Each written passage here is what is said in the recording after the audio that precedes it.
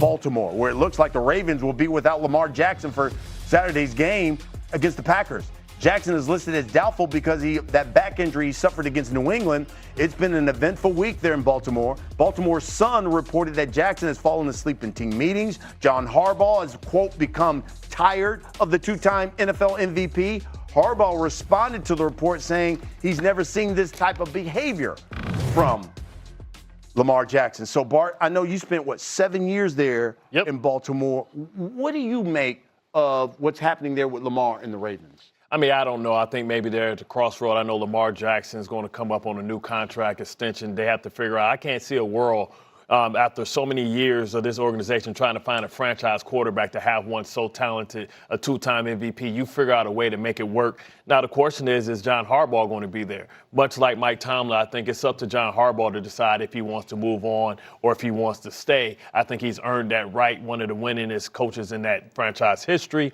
But, I think the biggest failure, they finally got Lamar Jackson weapons, so we can't make that excuse for Lamar. The Ravens and the whole organization has come up short. But I think the biggest disconnect is they've lost their identity. We know when we think about brands and we think about organizations, we think about the Steelers, we know exactly what we think about. Even though Ben Roethlisberger's first ballot Hall of Famer, Terry Bradshaw's first ballot Hall of Famer, when you think about the Baltimore Ravens, you think about defense. And specifically, you think about pass rushers. Whether you want to talk about Peter Bower, you want to go Terrell Suggs, you want to go to Elvis Dumervil, they found ways to supplement guys that they couldn't draft. The biggest misstep is the fact that they messed up on Oweh or Jobu, and they had to trade him to try and get a safety to bring down Kyle Hamilton to the box because they have failed another position, which is the weak side linebacker that has been an underrated position there. I was once that person, Ed Hartwell, Jamie Sharper, and all those guys, right? So they missed on the defensive side of the ball. Until they get back to that identity, ain't no good going to happen to them. But, it's one thing, RC,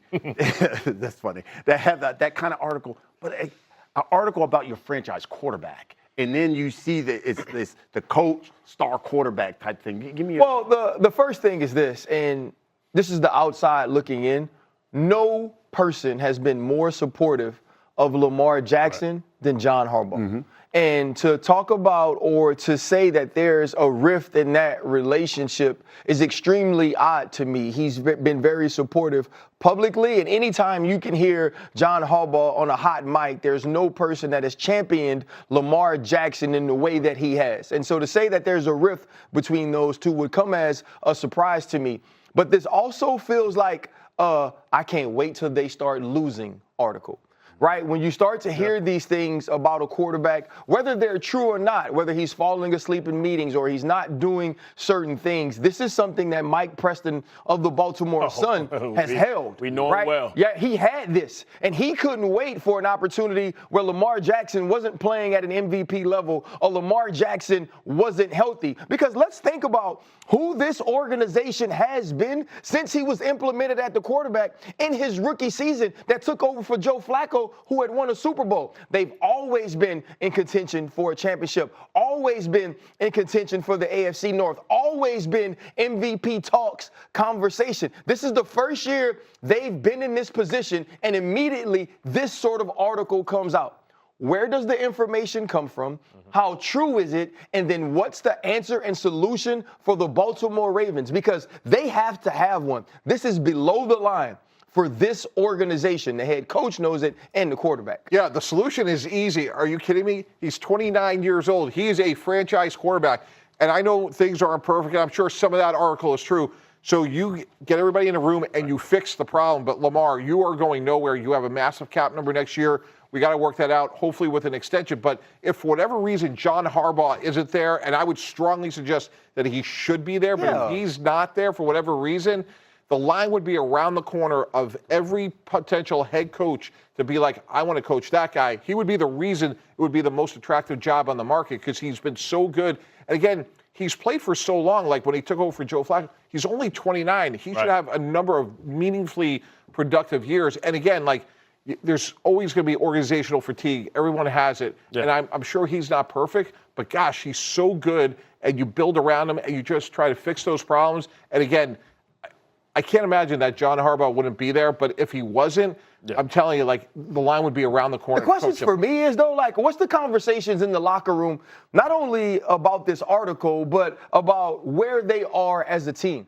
What is Kyle Hamilton saying? What is Roquan Smith saying? You've seen Derrick Henry not produce at the level that we're used to seeing him produce, the fumbling issues. This is organizationally not the team that we've known. And when you have one of the best players in all of football, a transcendent talent at the quarterback position, this is unacceptable. So for Lamar Jackson, when I start seeing these articles, when I start hearing these questions, I do something different. My offseason has to be different. I have to show up more in the building. I have to be in better shape. And this is a challenge to Lamar to come back bigger and better than ever next year. And it'd be interesting to see. School decisions.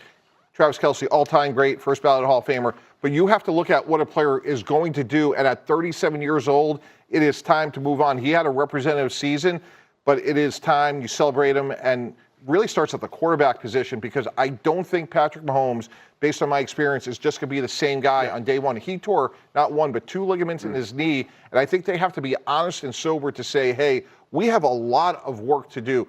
Move on from Travis Kelce. Chris Jones, by the way, last 4 years, 15 sacks, 10, 5, and 5. So his production's gone down precipitously.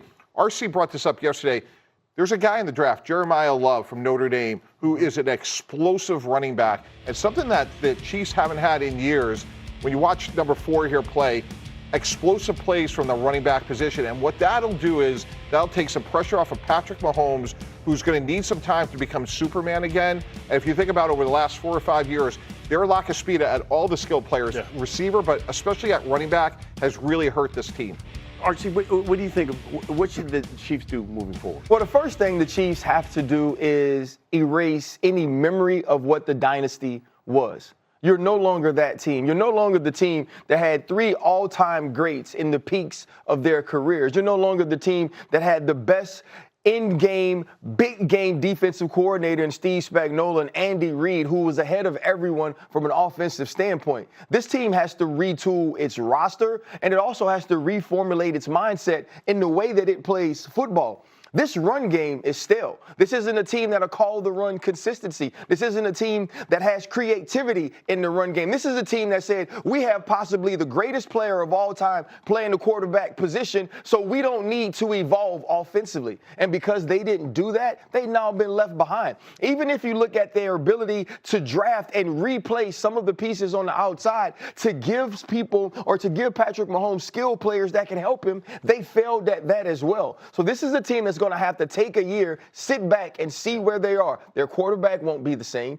Their all-world tight end may not be on the team at all, and Chris Jones is showing signs of slowing up. So they have to find a new roster, but also in that, play this game in a different way. But if I trust any regime, I trust this Kansas City regime, right? They were doing it with supplemental players, understanding they had a big 3, a big core, and now you have to kind of put 2 new guys in there. You got to go out and get some young guys. You may have to go out in free agency and get an impact player immediately. I mean, you talk about Hollywood Brown, Juju Smith-Schuster. These are all good 2s and 3s on most teams. They were asking them for pivotal catches and pivotal plays. Hollywood Brown never panned out. You know, you got Xavier Worthy that's supposed to be the speed over the top. I think you kind of go back in the hot tub time machine and you maybe try and get, Tyreek Hill 10 cents on a dollar, right? That gives you an explosive player coming off injury again. But to your point, they have to run the football. They've been putting too much pressure on Patrick Mahomes to carry this team for 2 years. And this regime and this core lasted 2 years longer than we all anticipated that it would. So they just got to reload.